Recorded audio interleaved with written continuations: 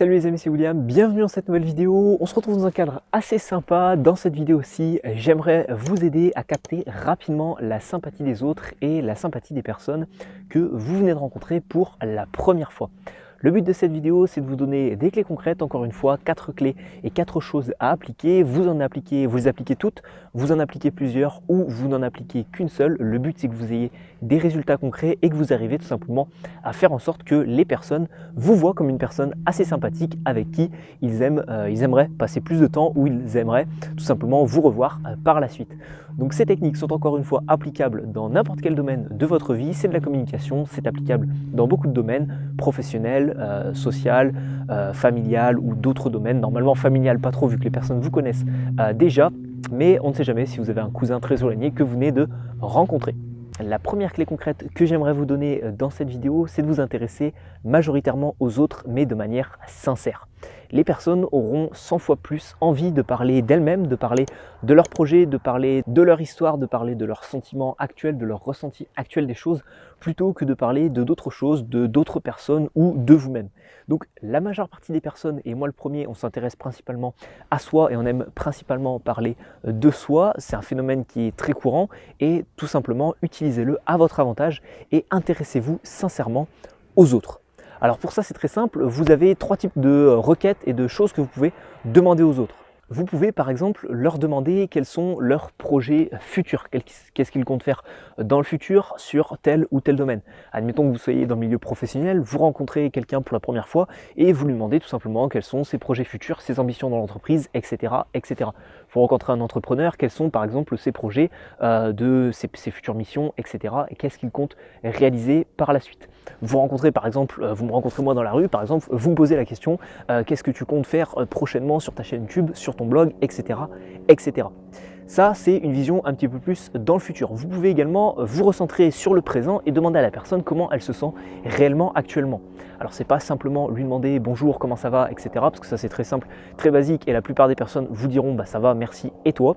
Mais vraiment de lui poser la question quels sont ses sentiments actuels, comment elle se sent, est-ce qu'elle se sent en forme, est-ce qu'elle se sent un petit peu fatiguée, est-ce qu'elle se sent dépressive, est-ce qu'elle se sent stressée et un peu quel est son état d'esprit actuel. Et la troisième chose que vous pouvez lui demander, vous l'aurez fatalement compris, c'est par le passé, quelle est un petit peu son histoire, et c'est quelque chose que j'adore faire. Lorsque je réalise des missions dans des entreprises en intérim, sur des petits contrats en CDD, etc., j'en ai réalisé plusieurs. Et ce qui m'intéressait à chaque fois, c'était de rencontrer le dirigeant, parce que c'était des petites entreprises, et de lui demander un petit peu quel était son passé, quelles étaient les missions qu'il avait pu effectuer, etc. Et dans l'une des plus grandes entreprises dans laquelle j'ai pu travailler justement pour financer ce projet à peu près l'année dernière, à peu près en hiver 2017, eh bien, j'ai rencontré l'un des directeurs régionaux de cette grosse entreprise. Et tout simplement, la première question qui m'est venue à l'esprit, c'est quel est votre parcours, qu'est-ce que vous avez fait dans le futur et comment vous en êtes arrivé là. Donc en vous intéressant, et parce que ça m'intéressait vraiment, en vous intéressant sincèrement au parcours des personnes, à leurs projets futurs et à leur état d'esprit actuel, vous verrez que tout simplement vous arriverez plus facilement à capter et à gagner leur sympathie. Le deuxième conseil pour capter rapidement la sympathie d'une personne, c'est d'arriver à retenir des informations clés et essentielles sur cette personne. Alors je ne vous recommande pas de retenir des informations comme par exemple son âge, etc., mais de retenir des informations auxquelles elle-même y prête fortement attention. Une chose essentielle, je pense que tout le monde y prête fortement attention, c'est le prénom de la personne en question. Si vous arrivez à retenir son prénom, tout simplement, c'est quelque chose qui nous tient à cœur, qui nous différencie à peu près tous, même si certains ont les mêmes prénoms. Mais il faut bien comprendre une chose, c'est que le prénom, ça nous est propre et ça nous est assez cher. Ça peut également représenter pour certains, en fonction de la nationalité, de la religion, etc., certaines coutumes, certaines croyances et certains faits profonds. Donc des fois, ça a vraiment une profonde signification. Donc là, le prénom, retenir le prénom de la personne, vous permettra de capter également la sympathie des autres et de montrer votre attention vis-à-vis de petits détails. Ça peut également être la nationalité de la personne si elle en est très fière. Si par exemple la personne c'est quelqu'un qui est breton, qui est basque, je sais que c'est des fortes nationalités, qui est corse. Ça, ce sont des traits de caractère et des choses qui sont très chères à la personne en question. Moi, si on me demande ma nationalité, je dirais je suis français, mais c'est pas non plus quelque chose que je crie sur tous les toits et que je défends très fièrement. Donc concrètement, retenez ça et essayez de retenir des informations clés que la personne vous donne et que la personne a à cœur. A contrario, moi par exemple, une personne qui retiendrait un projet que j'ai dans le futur ou quelque chose que j'ai envie de réaliser, eh bien ça, si une personne retient un projet comme ça, eh bien ça me tiendra beaucoup plus à cœur que de retenir que je suis français ou quoi que ce soit. Donc axez-vous sur le prénom, ça normalement ça tient à cœur à la plupart des personnes, et ensuite axez-vous soit sur la nationalité de la personne, des traits de caractère, peut-être les morceaux de l'histoire de la personne, ou tout simplement des projets futurs qu'elle projette de mettre en place dans sa vie en question. Troisième conseil de cette vidéo, c'est tout simplement de montrer à la personne qu'elle a toute votre attention et que vous souhaitez la valoriser. Et pour ça, c'est très simple, donc 2 conseils. Numéro 1, vous faites en sorte que la personne sente vraiment qu'elle ait toute votre attention. Et numéro 2, vous faites en sorte tout simplement de valoriser cette personne comme le ferait un bon leader. Donc vous la motivez, vous la félicitez pour peut-être ce qu'elle a déjà accompli et peut-être ce qu'elle va accomplir dans le futur. Le but est vraiment de montrer un intérêt sincère pour la personne et par exemple si elle vous dévoile un projet qu'elle va réaliser vis-à-vis d'une action qu'elle a eue dans le passé, par exemple elle a fait un voyage humanitaire dans un pays, elle s'est rendue compte que il y avait énormément de choses à faire et elle pouvait elle-même agir, elle envisage de créer un site internet ou de créer vraiment tout un réseau et une organisation, une structure qui aiderait justement les personnes d'un village qu'elle a aidé lors d'une mission humanitaire, et bien ça tout simplement vous montrez votre intérêt sincère pour tout ça en la motivant, en lui expliquant que vous la félicitez de tout ce qu'elle a pu faire par le passé et vous la motivez pour ce qu'elle peut accomplir dans le futur.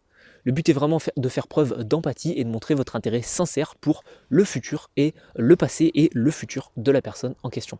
Et montrez également que vous donnez toute votre attention à cette personne-là. Si quelqu'un arrive et vous coupe dans la discussion et vous interpelle, etc., recentrez vraiment la conversation et la discussion sur la personne à qui vous souhaitez avoir de la sympathie, pour qui vous souhaitez avoir de la sympathie. Faites en sorte tout simplement d'écarter la personne qui souhaiterait nuire à votre conversation. Dites-lui que vous êtes en train de discuter avec quelqu'un et que c'est important. Donc montrez vraiment l'importance à la personne et faites en sorte tout simplement qu'elle ait ce sentiment de se sentir importante et écoutée. Et enfin, quatrième et dernier conseil, c'est de travailler sur vous-même et de travailler sur votre comportement à vous propre avant tout simplement d'essayer d'utiliser des techniques, etc. Le but, c'est vraiment tout simplement d'avoir un comportement assez joyeux avec les personnes que vous rencontrez, d'avoir un état d'esprit assez sincère, d'être assez transparent dans votre communication, d'éviter bien évidemment tout ce qui est technique d'influence, de manipulation, de persuasion et d'essayer vraiment de faire en sorte d'avoir un avis sincère, un intérêt sincère pour les autres. Le but va être également de faire en sorte d'avoir vous-même des projets à raconter, d'avoir vous-même des choses à communiquer pour faire en sorte tout simplement d'attirer peut-être des personnes à vous et d'attirer la sympathie de ces personnes. Parce que plus vous aurez d'histoires à raconter, plus vous aurez de choses à apporter aux autres, plus tout simplement les autres arriveront automatiquement vers vous et seront attirés par votre personne. Et donc c'est comme ça que vous arriverez à gagner la sympathie des personnes autour de vous. Voilà, j'espère que ces 4 conseils vous auront été utiles, que vous allez les mettre en place, que vous allez vous abonner à cette chaîne YouTube pour recevoir les prochaines vidéos, prise de parole, communication, axées soit sur de la communication pour vous aider à vous améliorer, soit sur de l'influence pour arriver à mieux négocier, mieux vous faire recruter ou tout simplement à persuader les personnes autour de vous. Si vous souhaitez des conseils plus poussés sur la communication et la prise de parole en public, je mets à votre disposition dans la description de cette vidéo une formation de 5 vidéos totalement offerte et totalement gratuite qui vous aidera à améliorer votre communication. Étape par étape et vidéo après vidéo, vous en apprendrez plus sur la communication, comment rythmer son discours, comment devenir plus confiant à l'oral, comment devenir un orateur authentique, comment structurer correctement un bon discours et tous les enjeux de la communication. Si tout ça vous intéresse, vous avez le lien qui se retrouve dans la description de cette vidéo. Et je vous souhaite à toutes et à tous une agréable journée ou une agréable soirée. C'était William, on se retrouve sur la formation ou pour une prochaine vidéo. À tout de suite les amis.